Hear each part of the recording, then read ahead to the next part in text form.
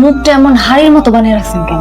লোক মুখে কত শুনছি শ্বশুর বাড়ি নাকি মধুর হাড়ি। আরে কোথায় মধু?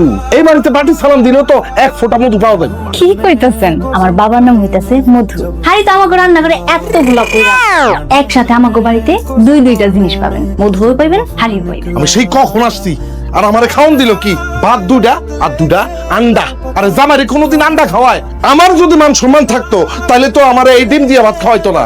আর যে বাড়িতে আমার মান সম্মান নাই সে বাড়িতে আমি থাকবো না। কি করতেছেন? একটু আস্তে কথা কন। পাশের রুমে মা আর বাবা আছে, তারা যদি কোনোভাবে শুনতে পারে ওনারা কিন্তু মনে খুব কষ্ট পাইবো। আর এমনি তো মা তো কইছি আপনার জন্য মাংসের ব্যবস্থা করে দিব। তোর মারে যা কো আমার এখন মাংস হয় না। আমি কাঁচা মাংস খামু, আমার রাইন্দা দেওয়া লাগবো না। কিন্তু এই সময় মাংসের ব্যবস্থা কেমনে করব? আমি কেমনে জানি মাংস থেকে ম্যানেজ করবো? তুই কি এখন যাইবি? আপনারা বারবার করে আমি কইলাম যে একটু বাজারে যান, নতুন জামাই আইছে, বাজার বুজার কিছু কইরা নিয়ে আসেন। হ্যাঁ, নতুন জামাইরে এখন অপমান করলেন। কিসের জামাইয়ের অপমান করলাম? আমি তো তার জামাই হিসেবে দেখি না। জামাই মার নিজের ছেলে, তার নিজের সন্তানের মতো দেখি। মানব মানের প্রশ্ন আসতেছে কেন আমি কিছু বুঝলাম না। বাজারে গেছি, বাজারে দুইটা ডিম আনছি, মানে দুইটা মুরগি আনছি। হ্যাঁ, মুরগি দুইটা তো জামাই খাইবো না, কেউ তো ওটা খাই বেলাইছে। আবার কেউ অপমান করতেছি করতেছি। সে নতুন জামাই কয়েকদিনের জন্য বাড়িতে বেড়াইতে আসছে, যে কয়দিন থাকবো তারে ভালো মন্দ কিছু রাইন্দা খাওয়াইতে হইব। নতুন জামাই পুরানো বউ কবে? নামার কোনো লক্ষণই আমি দেখতেছি না। আমার তো ফতুর করবে, রাস্তায় নামাই ছেড়ে দিব। আচ্ছা ঠিক আছে, তুমি তো নাচো করে কইতেছ, আমি এক বেলা পেট ভরে খাওয়াই দিব। দেখি কালকে বাজার গিয়ে কি পাই না পাই, দেখে তোমার কইলে ঠান্ডা করবো।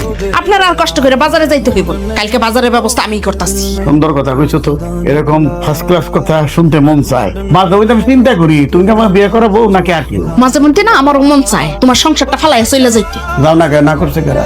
কত বিয়ার পর দিন থেকে যাবে নিশ্চয়। শ্বশুর বাড়ির মতো আমি বুঝি নাই, কয়না শ্বশুর বাড়ির মধ্যে হারি। আমার কপালে ঝাড়ু বাড়িও ঢুকলো না। তোমার বাপে আমার কোন দিয়া কত দাওয়াত দেখা হয়েছে, কেন খাওয়াই না এরকম কই না, তুমি ভালো ভালো। আলা মুখটা বন্ধ করে একটু ঘুমান। খুব ভালো হয়েছে না আব্বা?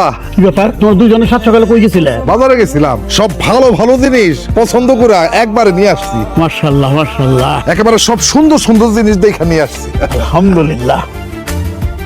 আব্বা বাজার যা করছি সব আপনার টাকায় করছি। ভালো করছো। কি কইলি? টাকা পাইলি কই? কেন আব্বা? আম্মাই দিছে। ওই হারাম দাদিরে তালাক দিয়ে যদি বাড়ি থেকে আমি খেতে দেখে ভালো কথা। কয়টা খরচ করছো?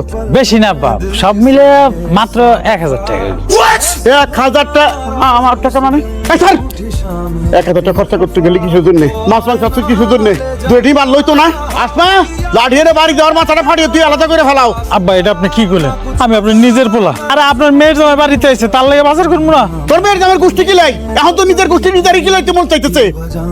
মেয়ের জামাই এসে লাট সেবা হেন কে? তুই বাইর থেকে বাইরে, তুই ফুলা নামের কলঙ্ক, তুই বাইর থেকে বাইরে। তোর আমার মুখ দেখতে ইচ্ছা করতো, বাইর থেকে বাইরে। আব্বা বাড়িতে বাইরে মানে আমি কই যাবো?